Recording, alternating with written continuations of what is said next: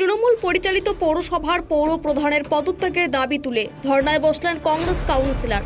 গান্ধীজির ছবিকে সামনে রেখে ধর্নায় বসেছেন জলপাইগুড়ি পৌরসভার 24 নম্বর ওয়ার্ডের কংগ্রেস কাউন্সিলর অম্লান মুন্সি। তার অভিযোগ, ঠিকাদার দুর্নীতিগ্রস্তরাই পৌরসভা চালাচ্ছে। সাধারণ মানুষের পরিষেবা দিতে ব্যর্থ জলপাইগুড়ি পৌরসভা। সোমবার বেলা 12টায় জলপাইগুড়ি শহরের কদমতলা মোড়ে ধর্নায় বসেন অম্লান মুন্সি। প্রাক্তন কংগ্রেস কাউন্সিলর, কংগ্রেস কর্মী এবং 24 নম্বর ওয়ার্ডের সাধারণ মানুষ এই ধর্ণা মঞ্চে যোগ দেন। অম্লানবাবু জানিয়েছেন, সোমবার থেকে শুক্রবার পর্যন্ত এই 5 দিন বেলা 12টা থেকে 4টা পর্যন্ত এই ধর্ণা মঞ্চে তিনি শান্তিপূর্ণ অবস্থান করবেন। ধর্ণা মঞ্চ থেকে 150 মিটার দূরে জলপাইগুড়ি পৌরসভার পুরপ্রধান পাপিয়া পালের বাড়ি। অম্লানবাবুর সরাসরি অভিযোগ পাপিয়া পালের বিরুদ্ধে।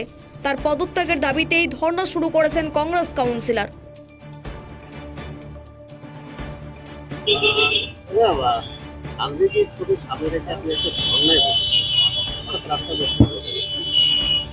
রাস্তায় বসতে হলো কারণ জলপাইগুড়ি পৌরসভা গণতান্ত্রিক পথে চলতেছে না।